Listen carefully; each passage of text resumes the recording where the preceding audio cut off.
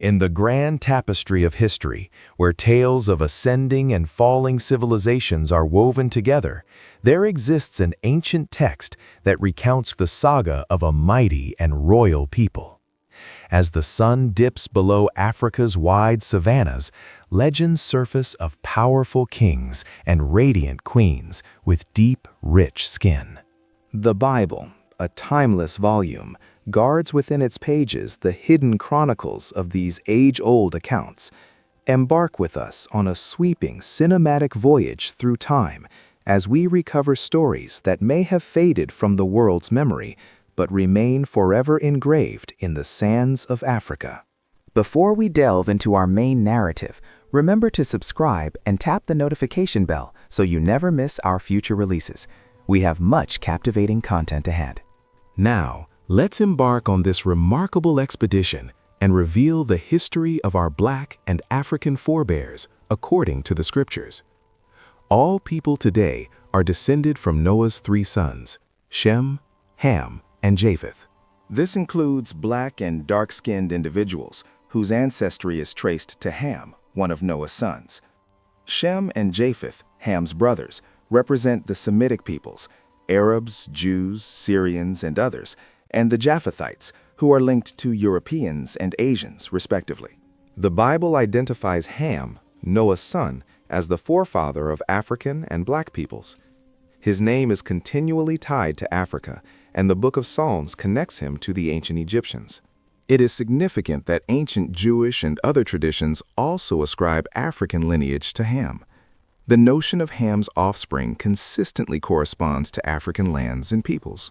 Moreover, the name Ham carries the meaning of burned or dark in Hebrew, Aramaic, and other ancient languages, hinting at the hue of his hair and skin. Within Genesis chapter 10, specifically verses 6 to 14, lies Ham's genealogy, sometimes called the Hamitic line. The passage names Ham's children, Cush, who fathered many African peoples, Mizraim, regarded as the ancestor of the ancient Egyptians. Note that Arabs, Jews, Syrians, and others call Egypt Misr, derived from Mizraim, Put or Phut, and Canaan, father of the Canaanites. Canaan denotes both a place and a people. Further, Cush, Ham's firstborn, gave rise to various nations and ethnic groups, including the Ethiopians. Ethiopians and the people of Nubia, once known as the Kingdom of Cush, share this origin. These are major nations and communities whose roots extend back to Cush. It is also held that the Samaritans, thought to descend from Nimrod, a rebellious son of Cush, trace their beginnings to ancient Babylon. Peoples of South India, as well as communities across Africa such as Malians, Eritreans, Kenyans, Congolese, and Bantus from Gabon, are considered to possess Kushite heritage. Biblically, Cush is often synonymous with Ethiopia, Sudan, and Africa at large, meaning Ethiopia or black in its original tongue. Canaan and Mizraim were also children of Ham. Mizraim is viewed as the progenitor of the ancient Egyptians and many North African peoples, including dark-skinned Tuaregs and Berbers. Semitic peoples like the Aramaeans, Arabs, and Israelites referred to Egypt as Misr.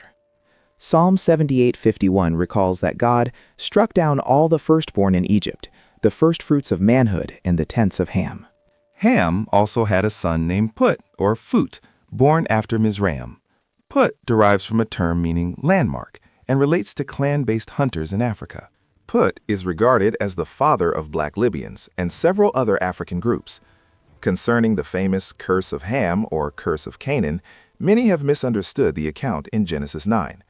The Bible relates that when Noah became intoxicated, his son Ham did not aid him, but instead mocked his naked, drunken state to his brothers. Yet this passage allows varied readings and is not the central theme here. Noah pronounced a curse upon one of Ham's sons, Canaan. While Noah's response may seem severe, dishonoring one's father was a grave offense in that era, almost a sacred duty.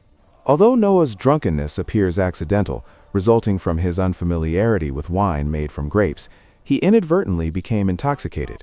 God did not punish him for this.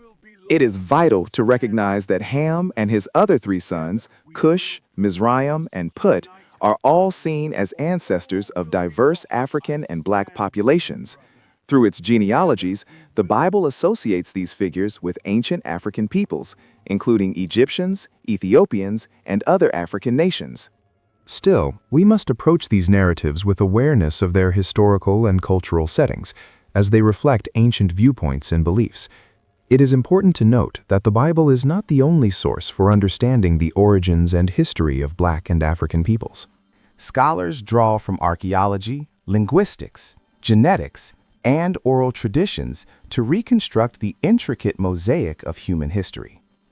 As our knowledge grows, continued research and dialogue are essential for a deeper, more nuanced grasp of the origins, migrations, and cultural developments of Black and African communities. We must stress that interpreting the Bible to imply that African people were cursed is a serious error and a misreading. The individual cursed in Scripture is Canaan, Ham's grandson, not all Africans. Ham, considered the ancestor of peoples in Africa and South India, was born before the flood and lived an exceptionally long life, witnessing 5 or 6 generations of his lineage. Like his brother Shem, Ham likely lived about 600 years or more.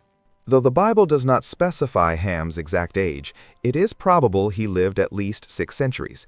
The location of Ham's burial is uncertain, with theories placing his tomb in Ethiopia, Nubia, Mesopotamia, home of the Sumerians, or elsewhere.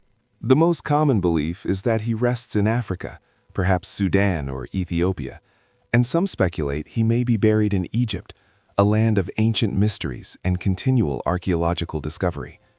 The Book of Jubilees, an ancient Jewish text regarded as authoritative before and during Christ's time, offers further details about Ham's later years and the divisions within Noah's family. It describes Ham's dismay when his youngest son, Canaan, chose to settle in the territory of Shem, the land that would become Israel. Cush, Mizraim, and others disagreed with Canaan's wish to claim those lands, believing the territories in Africa were intended for Ham's descendants. Despite their objections, Canaan remained in Shem's region against his family's counsel. Jubilees also records that Ham was the first to found a city and region after the flood, naming it Malel-Ta for his beloved wife. We must engage these ancient texts thoughtfully, respecting their cultural and historical contexts.